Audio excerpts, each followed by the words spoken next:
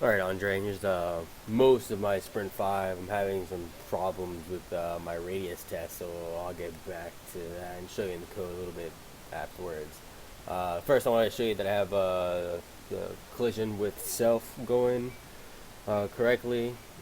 So I did a frigate to frigate test, and so what happens in set collision pair using the pointers, uh, it adds both uh, pointer groups to the collision group like it's supposed to. Then it checks to see if the collision pointers are equal. So in this case, because we're looking at the frigate, the pointers are going to be the same, Feb E18 and Feb E18.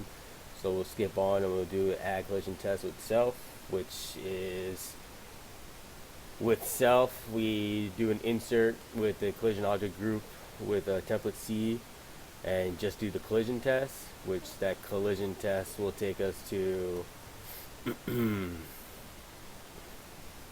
me, it'll take us to, it'll add it to the collision test so that when it works, it goes back to the actual, the call itself for the collision test will be here, which is the non-templated version of the collision test, and it's basically the setup the same way that you had in the lecture, and that's what this code is. And let me just put a break here so I can show you that. The only testing I'm doing right now is just frigate to frigate, so this will be pretty easy. So again, it's going to do the same iterations as the templated version, except we're using the same collection instead of the others collection for the collider groups.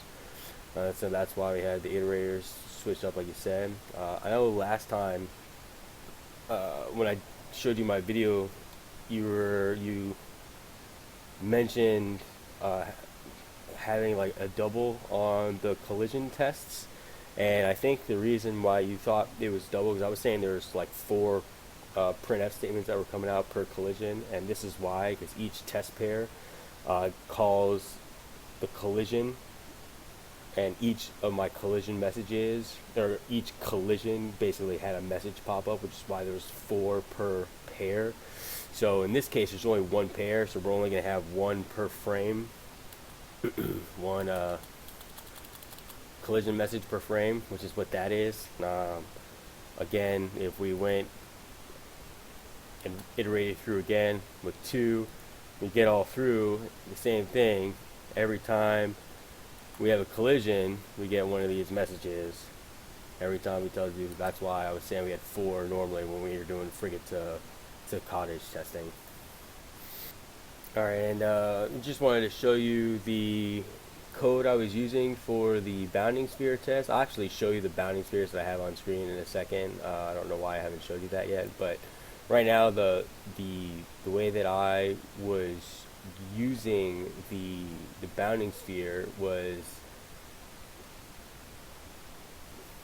oh, let me just pull that up real quick because it's probably easier. Alright, so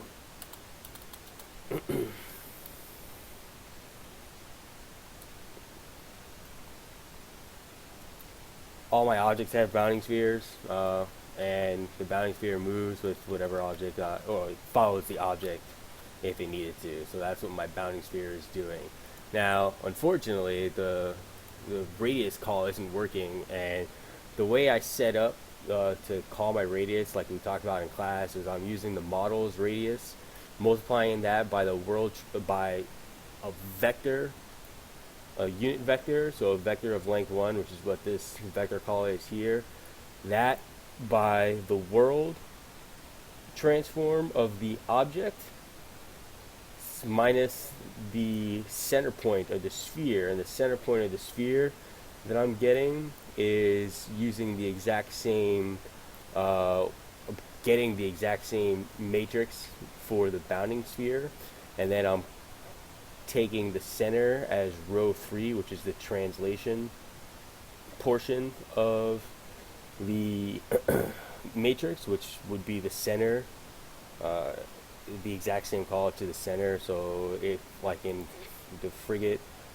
when we do matrix trans, or excuse me, when we do the matrix trans P model frigate center for the bounding sphere, when I'm creating my bounding sphere, that bounding sphere center, that trans, what that call does is it puts the translation into the third vector of the matrix. So my call is supposed to be pulling that third vector out of that matrix and setting it to center. So that's why I'm able to use that center call for this vector out of the matrix. So I'm just recreating the same bounding spheres for each collision object through these calls, calling the center and getting the magnitude, but the calculation is way off.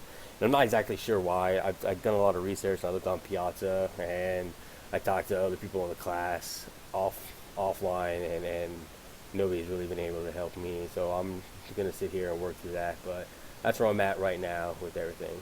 All right, and I'll see you tomorrow in class.